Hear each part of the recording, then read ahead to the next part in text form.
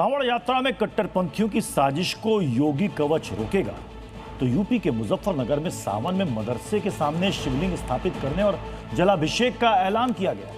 और आरोप यह है कि ये मदरसा 25 साल से धर्मांतरण गैंग चला रहा है जो पूरे देश में फैला हुआ है। देश भर से हिंदू बेटियों को लब जिहादी अपने जाल में फंसाकर इस मदरसे में कैद कर देते हैं।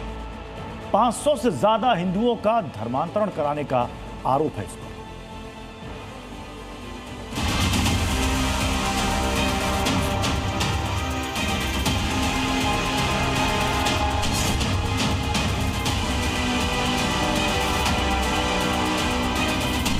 लब जिहाद के नाम पर हमारी बेटियों के साथ जो खिलवाड़ किया जा रहा है, इसको रोकेंगे, सख्ती से रोकेंगे।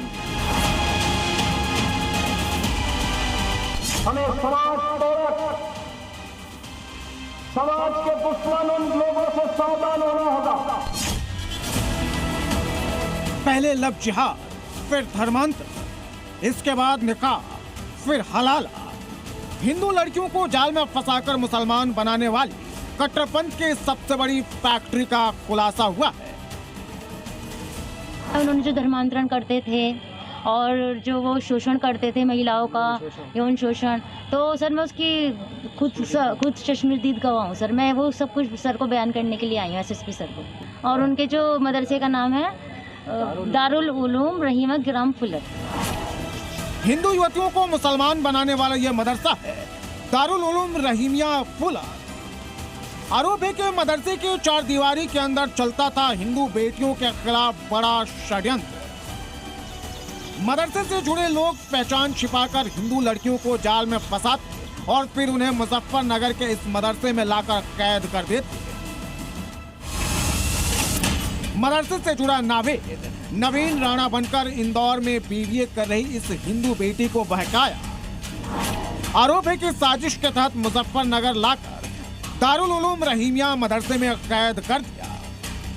2012 में जब मैं यहाँ फुलत आई थी, फुलत मुझे लाया गया था, तो मैं मौलाना कलीम सिद्दीकी के वहाँ पर आई थी। अभी कुछ दिनों से मैं जब न्यूज़ में देख रही हूँ ये मौलाना हिफ्जुर रहमान के बारे में, उसमें उनका फोटो देखकर मुझे पहचान में आया कि इनके वहाँ पर भी मुझे कुछ दिन रखा गया था।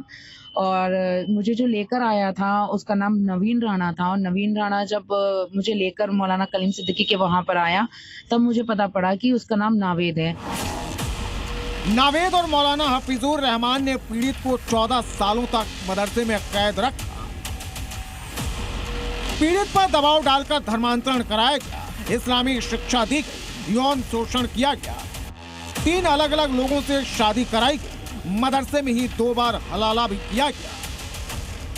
मुख्य आरोपी जो है वो है मौलाना कलीम सिद्दीकी, जो कि जेल में है। फिर उसके बाद से जमीयत के लोगों की एंट्री होती है। जमीयत के लोग मौलाना अजजद को मानती हूँ मैं, जो पसौंडे के रहने वाले हैं। पीड़ित ने जब विरोध किया तो मारपीट की गई और इस मदरसे से निकालकर मेरठ के मदरसे में कैद कर दिया गया।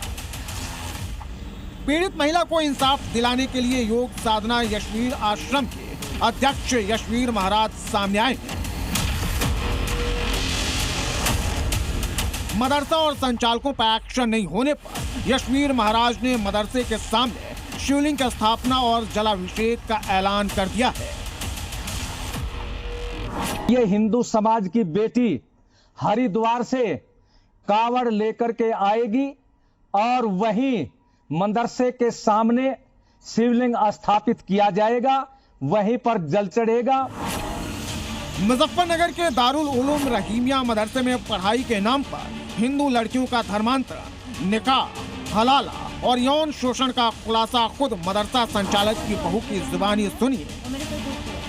हिफ्जुर रहमान है, वो मेरे ससुर थे, लेकिन जो है उन्होंने जो धर्मांतरण करते थे और जो वो शोषण करते थे महिलाओं का, यौन शोषण, तो सर मैं उसकी खुद चश्मदीद गवाह हूँ। मौलाना हफीजुर रहमान और उसके 3 बेटे जुबैर, जुनैद, उबैद, भतीजा इमरान, दामाद मुजम्मिल, मेरठ का रहने वाला सत्तार उर्फ भूरा, मौलाना कलीम सिद्दीकी, इनका पूरा गैंग था जो हिंदू लड़कियों को फंसाते थे और फिर मदरसे में लाकर कैद कर देते थे। लेकिन अब हिंदू संगठनों ने मोर्चा खोल दिया। कार्रवाई नहीं होने पर 9 अगस्त से मदरसे के बाहर धरने का ऐलान किया है। इन पर कोई कार्रवाई नहीं होती तो 9 अगस्त को हम हिंदू समाज को लेकर के इन दोनों मदरसों को घेर करके बैठेंगे। मौलाना हफीजुर रहमान और उसके मदरसे पर पहले भी धर्मांतरण का आरोप लग चुका है।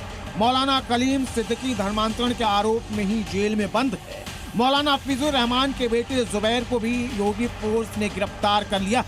दावा है कि हफीजुर रहमान ने कब्रिस्तान की जमीन पर अवैध तरीके से कब्जा मदरसा बना रखा और इसकी जांच भी प्रशासन करवाएगा और कब्जा सचमुच पाया गया तो योगी का बुलडोजर इस मदरसे को मिट्टी में मिलाने जरूर आएगा। ब्यूरो रिपोर्ट, जी मीडिया।